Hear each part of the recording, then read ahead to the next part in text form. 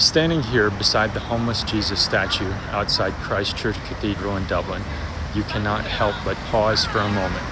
The sculpture shows Jesus lying on a bench, appearing to be homeless, overlooked, almost unnoticed by the world around him. Yet the image reminds us of a deeper truth. The Son of God stepped fully into human suffering. He did not watch our brokenness from a distance. He entered it.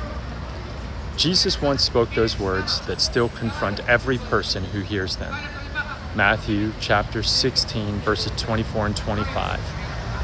Then Jesus said to his disciples, "If anyone wishes to come after me, he must deny himself and take up his cross and follow me. For whoever wishes to save his life will lose it, but whoever loses his life for my sake will find it." That's not an invitation to just add Jesus to your life. It's an invitation to surrender your life. We live in a culture today that adds everything. You add another subscription, you add another habit, add just a little bit of spirituality, but Jesus never said to add me. He said to deny yourself. The word used in the text means to renounce, to disown, to separate yourself from. It is the same idea used when Peter denied Jesus and said, "I do not know him."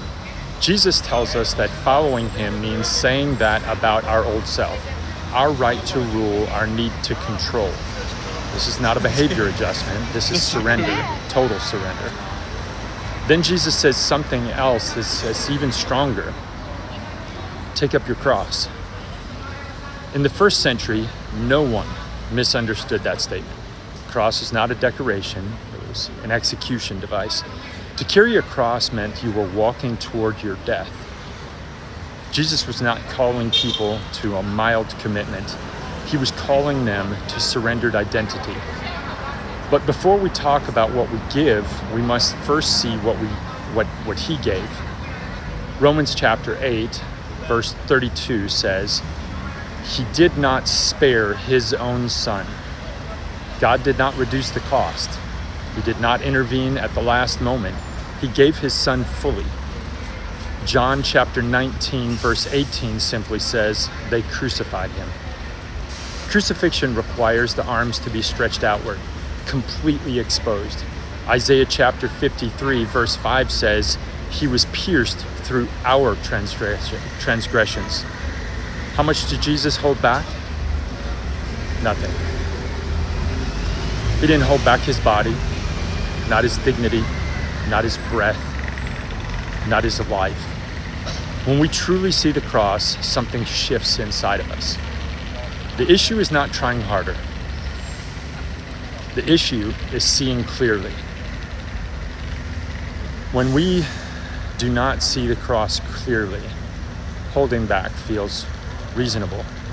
When we see the cross clearly, holding back becomes unbearable. Christ rescued us from condemnation. He bore the wrath that we deserve.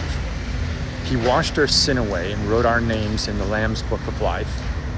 When that reality sinks in, surrender stops feeling extreme. It becomes natural. The cross compels us to love deeper, to forgive quicker, to lead with humility, to serve with generosity, to live with integrity.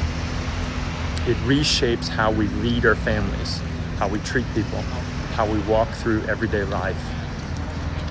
Men, your family does not need a perfect man. They need a surrendered one. And all of us must come to the place where we simply say, "Lord, here's my life. Here's my schedule, my leadership, my work, my family, my future. Your will be done, not mine." The cross changes us so deeply that holding back becomes unbearable. Not because we are forced, but simply because we have seen him.